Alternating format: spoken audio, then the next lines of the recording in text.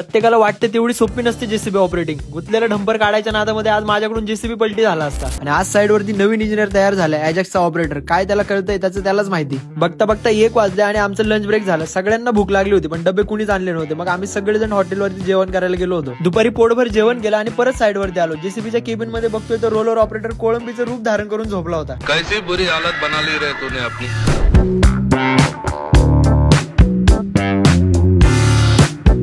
Guys good morning and welcome to the new vlog.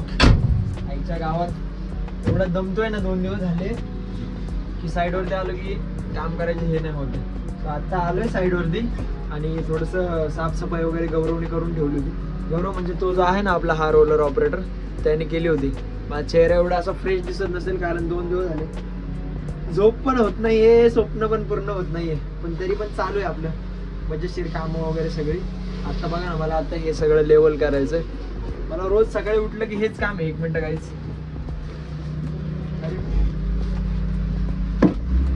म्हणजे सकाळपासून संध्याकाळपर्यंत मला एवढंच काम असतं. इधर रोलर मारो उधर लेवल करो, इतना ही मेरे को काम मिळतंय. तर आता मी लेवल करतो आणि मला नाश्ता करायचा होता. सो नाश्ता करायला म्हणजे गौरव गेलाय काहीतरी वडापाव वगैरे आण म्हटलं नाश्ता करायला, कारण आज गौरव निघायला थोडासा उशीर झाला होता. बस इतना ही था.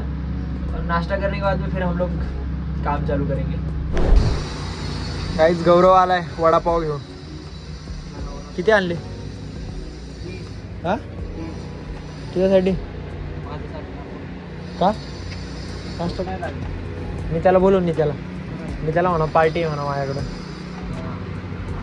गाइस गौरव सगळ्यांना पार्टी देते. दरवाजा लाव ना जरा नाश्ता वगैरे करतो आणि परत काम चालू करतो. म्हणजे मी गौरव येईपर्यंत एक थोडा वेळ काम चालू केलं होतं. गौरव आला म्हणून मी परत बंद केले. जरा वडापाव वगैरे खातो आणि परत काम चालू करतो. फाइनली लेवल का काम हो गया दोस्तों. अभी ये नहीं पता चल रहा है कि लेवल चेक कौन करने वाला है, कारण जे लेवल चेक करणार आहे ना ते येतात आहे अजून. सो तोपर्यंत सगळ्यांना ब्रेक भेटला. हा आपला जेसीबी, तो त्या मित्राचा जेसीबी, हा गौरवचा जेसीबी. सगळेजण निवांत बसलेत कारण ते सुपरवायझर येतात. ते सुपरवायझर आले की मग ते लेवल वगैरे चेक करणार आहे. तोपर्यंत काय सगळ्यांना आरामच आहे. आजचा दिवस असं वाटायला लागलं सगळं आरामामध्येच जातोय काय. बघू आता ते येतात आहे, ते आले की मग लेवल चेक करणार. त्याच्यानंतर मग आम्हाला परत काय काम भेटलं तर भेटेल. गाइस लेवल हो गया, प्रॉपर लेवल आली आहे. 1-2 म्हणजे असे मायनर चेंजेस आहे. किती रे 10-20 mm ना, 10-20 mmचे असे छोटे मोठे खड्डे आहेत. सो बघा आमचा एक जेसीबीचा दात पण तुटला आहे. हे देखो याला किती दिवस झाले माहिती का तुटून? हा 6-7 महिने झाले. अजून बदलत आहे आम्ही.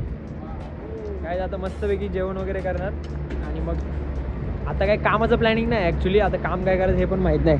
आता हे सगळं लेवल करून दिलं यांना, बाकी काय कामाचा काय विषय नाही. हे देखो हम लोगों को क्या मिला था.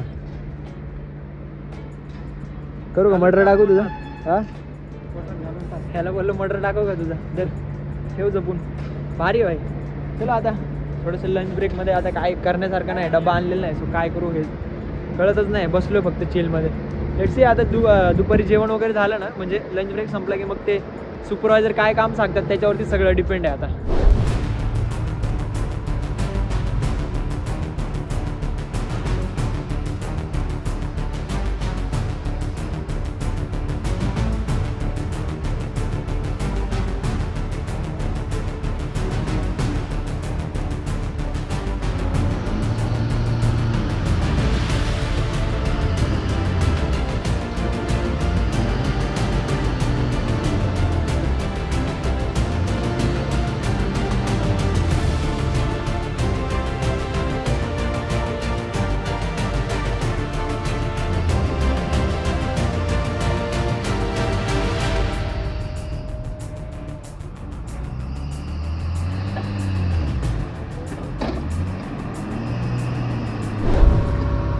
गाइस ही गाडी गुतली होती. सो ती गाडी काढायला आलो होतो. ती गाडी म्हणजे गुतली होती, जास्तच गुतली होती. गाडीमध्ये बघा गाडीचं पासिंग किती आहे काय माहित नाही मला.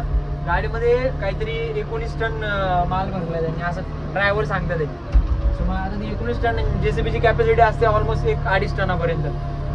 जेसीबी कसं लोटणार आहे ना. तरी पण आम्ही ट्राय केलं. आणि ती गाडीचं कसं असतं, जुनी गाडी तिची क्लच प्लेट ऑलरेडी गेलेली बोलला तो ड्रायव्हर. रिस्क कशाला म्हणून आता लंच ब्रेक होता तरी सुद्धा मी त्याची मदत करायला गेलो. पण ते काही निघाली नाही. म्हटलं जाऊ द्या आता काय करायचं. म्हटलं मग आता चला लंच ब्रेक वगैरे करून घेऊ, म्हणजे लंच वगैरे करून घेऊ.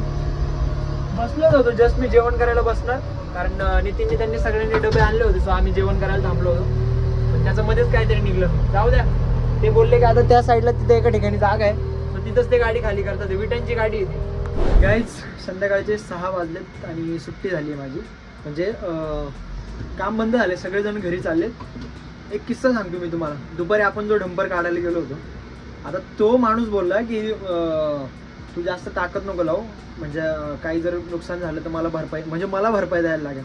आता तुझा डंपर गुतलाय तर मी कशाला जास्त मेहनत घेऊ ना. आणि नंतर तो जेव्हा निघाला ना, म्हणजे आम्ही काय केलं, तो आला एमटी करून टाकला आणि तो इकडं सुपरवायझरला आला, बोलतो ऑपरेटर से कुछ हो नहीं रहा है ऐसा वैसा. मी बोललो भाई तू बोललाय मला कमी ताकद लावू, मी कशाला तेव्हा, मला जर काढायचं असतं तर मी कसं पण. आणि इन केस आता मशीनची कॅपॅसिटी जर 2.5 टन आहे, मी त्याच्यापेक्षा जर जास्त हे करतोय तर माझी काही चुकी आहे ना त्याच्यामध्ये. उद्या जर सपोज JCBला काय झालं तर माझं जो मी ज्यांच्याकडे काम करतोय ते पण मला ओरडणार आहेत. तर तो जसं त्याच्या गाडीची काळजी घेईल तसं मी पण माझ्या JCBची काळजी घेतली. ह्याच्यामध्ये काय असं चुकीचं काय मी केलं नव्हतं. जाऊ द्या, मला काय त्याच्याशी काही घेणं देणं नाही. पण आता मी माझा घरी निघणार आहे. घरी गेलो की मला हा डाटा सगळा हर्षदला द्यायचा आहे. बाय द वे हा ब्लॉग कसा वाटला कमेंट सेक्शनमध्ये मला नक्की सांगा, आणि तुम्हाला कुठल्या टाईप्सचे ब्लॉग्स बघायला वाटतं मला हे नक्की सांगा. सो मी त्या टॉपिक्सवरती एक इंटरेस्टिंग ब्लॉग्स व्हिडिओज वगैरे बनवत आहे. सो हा ब्लॉग कसा वाटला मला नक्की सांगा. चलो बाय बाय.